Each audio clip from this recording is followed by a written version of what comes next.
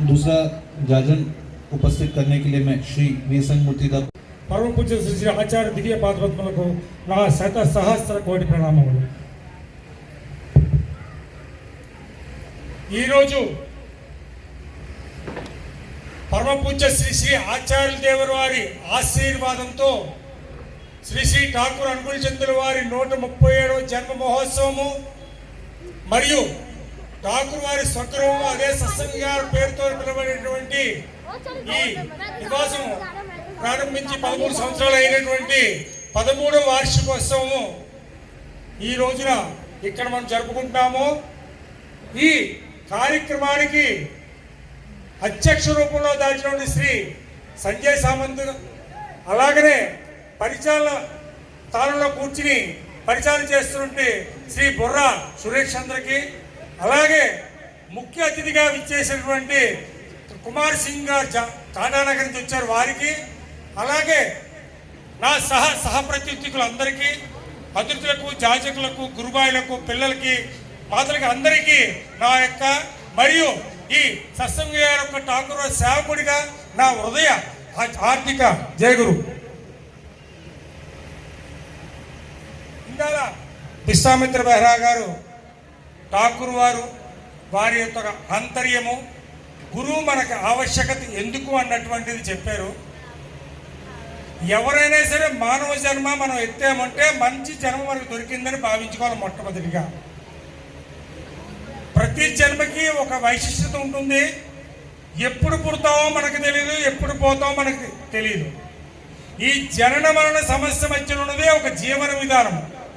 ఆ జీవన విధానము ఈ పృథ్వీలో పశుపక్షాలకి, జీవ జంతువులకి, మనుషు మానవ జీవితంలో కూడా అది సాధారణ సమస్య। కానీ మనం దాన్ని సఫలీకృతం చేసుకోవాలి, అలాగే మన తల్లిదండ్రులు మనకి ఇచ్చిన జన్మని సార్థకత చేసుకోవాలి అనుకున్నప్పుడు ఒక ఆధారం మనకు కావాలి। ఆ ఆధారమే గురువు ముఖ్యంగా ఉండి గురువు యొక్క ఆధారం। ఎంతైనా తల్లిదండ్రులు మన యొక్క జీవిత భాగస్వామిగా మనకి ఇచ్చిన తర్వాత మన బాగోగులు, వాళ్ళ ప్రేమ, కరుణ, కటాక్షం ఏ విధంగా మన యొక్క ఉన్నతికి వాళ్ళు సహకరిస్తారో వారి తర్వాత మన ఉన్నతిని మన అంతటి మనం సహకరించుకుని రేపు మన భావితరాలకు ఇచ్చేటువంటి ఆ ఏదైతే సన్మార్గాన్ని ప్రసాదించేది ఒకవైనా ఆయన గురువులు। మన భగవత్ స్వరూపుడు రామచంద్రమూర్తిని చూసాం, శ్రీకృష్ణ భగవాన్ని చూసాం, అలాగనే మన యొక్క భాగవతం, మహారామాయణం, భారతం అన్ని గ్రంథాలు చదివి ఉంటాం, గ్రంథాలు విని ఉంటాం। ఎంతోమంది మహాపురుషుల గ్రంథాల గురించి మనకు విశదీకరించి చెప్పిన సందర్భాలు ఎన్నో ఉన్నాయి। కానీ వీటన్నిటి యొక్క ముఖ్య సారాంశం ఏమిటనగా మానవ జన్మ సార్థకత ఎప్పుడు దొరుకుతుంది అంటే పెద్దల్ని గౌరవించవాలను, మన సంప్రదాయ సంస్కారాలను మనం మర్చిపోకూడదు, అలాగే దేవతామూర్తులందు ఎంత భక్తి శ్రద్ధలు ఉన్నామో మనకి జన్మ ఇచ్చిన తల్లిదండ్రుల మీద కూడా అంతే భక్తి శ్రద్ధలు చూపాలి। అలాగే తల్లిదండ్రులకి ఎవరైనా సరే ప్రేమమయ్యే, కానీ ఏదైతే ఆధారము అనేటువంటి గురువు తాలూకా ఏదైతే ఉందో ఆ గురుగారి యొక్క ఆ ఆశీస్సులు పొందాలి అంటే దానికి కావాల్సింది దీక్ష, దక్షత, శక్తి, భక్తి। మనకు ఉన్నటువంటిది వృత్తి, ప్రవృత్తి మనకు ఉన్నాయి సహజంగా, వాటిని నివృత్తి చేసుకునే మార్గమే శ్రీ శ్రీ ఠాకూర్ అనుకూల చంద్రుల వారి సత్సంగ మార్గం। ఎందుచేతంటే ప్రతి మనిషికి బాల్యము, యవ్వనము, కౌమార్యము, వృద్ధాప్యము 4 అవస్థలు ఉన్నాయి। బాల్యం అంతా తల్లిదండ్రుల దగ్గర మనకి జరిగింది। మనకు ఆ బాల్యంలో ఏది ఒడిదుడుకులున్నా, ఏ మంచి చెడ్డలున్నా తల్లిదండ్రులు మనకి దాన్ని ఈ విధంగా వెళ్ళడం దారి చూపించారు। కానీ ఏదైతే బాల్యం అనగా 12 సంవత్సరాల వయసు దాటుతుందో యవ్వనానికి ముందు ఏదైతే పునాది వేయాలో ఆ యవ్వనానికి ముందే శ్రీ శ్రీ ఠాకూర్ పరమ పురుషుల యొక్క ఆ సత్మంత్రాన్ని సద్దీక్షతో ప్రతినిత్యము మన తల్లిదండ్రుల దగ్గర ఉంటూ మన ఇల్లే ఒక దేవాలయంగా భావించుకుని అక్కడ చేసుకుని ధ్యానం అన్న పద్ధతి ప్రారంభిస్తే అది మనకి రేపొద్దున కావాల్సిన కౌమార్యం వరకు కాపాడుతుంది। మనం ఎప్పుడు కూడా ఏదైతే మంచి మార్గాన్ని ఎంచుకుంటున్నామో దాన్ని ఎప్పుడు నిస్సందేహం ఉండకూడదండి। సందేహం ఏదైతే ఉన్నదో అది మనకి ఒక చెడు మార్గానిగా దారితీస్తుంది। నిస్సందేహంగా ఏదైతే పెద్దలు చెప్తున్నారో వారి నిజ జీవితంలో దాన్ని ఆచరించాలి। ఏదైతే కౌరవుల్ని యుద్ధంలో ఓడించడానికి పాండవులు 5గురైనా శ్రీకృష్ణ భగవానుడు వారి తోడు ఉన్నప్పుడు ధర్మరక్షణ దుష్ట శిక్షణ చెయ్యాలన్నప్పుడు ఆ భారతంలో ఆ విధంగా జరిగింది. మొత్తం కౌరవులందరూ కూడా పాండవుల చేత చంపబడ్డారు. అలాగే ప్రహ్లాదుడు, తర్వాత మన ఈ భక్త ప్రహ్లాదుడు, హిరణ్యకశిపుడు తండ్రికి కూడా హరి ఎక్కడున్నా చూపించడానికి స్తంభంలో చూపించి తండ్రిగా చూడకుండా ఒక దుష్టుణ్ణి శిక్షించాలని చెప్పి భగవంతుని ఆయన యొక్క రూపాన్ని ఒక స్తంభంలో పిలిపించి అక్కడ వధ చేయించారు. అలాగనే మన కంసుడు శ్రీకృష్ణుడు సొంత మేనమామ అయినా సరే 100 తప్పులు దాకా క్షమించి తర్వాత వధించేవారు. కానీ ఠాకూరు అనుకూలి చెందిన వారు అటువంటి భగవంతుల తన కావాలంచే మానవ రూపంలో ఆయన ఈ ధర్తి మీద వచ్చారు. ఒకసారి ఆయన అడిగారు, మీరు భగవంతుడా లేక మానవుడా అనేసి. వారు ఏం చెప్పారంటే ఈ ఉదాహరణ చెప్తూ ఈ కలియుగంలో నామస్మరణకు మంచిది, అలాగే దీక్షా పద్ధతితో దక్షతో శ్రద్ధాభక్తులతో ఈ సత్సంగంతో నియమాన్ని పాటించాలి. ఎందువల్లంటే అక్కడ జరిగినటువంటి అందరినీ ఇక్కడ వధించుకెళ్ళిపోతే ఈ కలియుగంలో ప్రతి మనిషి తప్పు చేస్తూనే ఉంటాడు. ఆ తప్పు చేసిన ప్రతి మనిషిని కూడా వధించుకెళ్ళిపోతే ఈ భూమి మీద మానవ లోకం మనుగడ ఉండదన్న ఉద్దేశంతో శ్రీ ఠాకూర్ అనుకునే మహాపురుషుని కోవతోనే యజన్ యాజన్ ఇష్టపూర్తి అని ఈ 3 సూత్రాలను పొందుపరిచారు. ఇవన్నీ పూర్వకాలం మన గ్రంథాల్లో తెలియపరిచినదే, మన పూర్వీకులు ఆచరించినటువంటిదే. ఒక సరళీకృత విధానంలో యజనగా భగవంతుడు ఎవరో నువ్వు తెలుసుకో, యాజనగా ఏదైతే భగవంతులకో నీ ఒక్కడి సొంతకో మిగతా మందికి చెప్పు. అలాగే ఇష్టపూర్తి అన్నది మీ అందరికీ తెలిసినటువంటి కథే.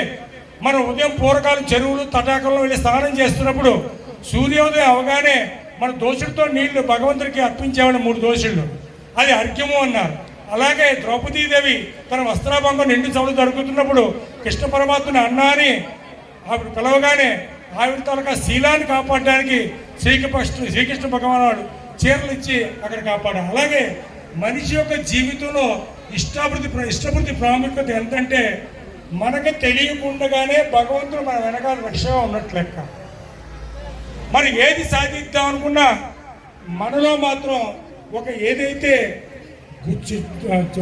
చెడు గుణాలు ఉన్నాయో కామ క్రోధ లోభ మదమాశ్చర్యాలు ఇవన్నింటినీ నివర్తించాలంటే మాత్రం దానికి ఏకైక మార్గము సద్గురుని ఆశ్రయించడం, సత్మంత్రం గ్రహించడం, సత్మంత్రం నిత్యం మనం పాటిస్తూ ఉండడం, అలాగే భగవంతుని మన ఆరోగ్యం నివేదించడం. దీనివల్ల కలిగే ప్రయోజనాలు ఏంటంటే ఈరోజు ఎంతో ఆస్తి సంపాదిస్తాం, కానీ అది మాత్రం నిలకడగా ఉండదండి. మనం ఎంతో ప్రేమతో ఒక భగవంతుడి గురించి మనం ప్రార్థన చేస్తామో ఈరోజు కానీ రేపు కానీ భగవంతుని ఆశీస్సును పొందుతాం. అలాగే మన పిల్లలకి ఇచ్చింది ఈ రోజున ఏం నిలబడదండి. ఏదైతే ఈ సత్సంగం సంప్రదాయం దానికి ఏదైతే పిల్లలకి మనం ఇచ్చామో వారి భావితరాలు కూడా వారికి సహకరిస్తారు. అలాగే ఒక నవ సమాజం ఏర్పడుతుంది. ఏదైతే నాదన్నది నా సొంతం కాదు, అందరిది కూడా.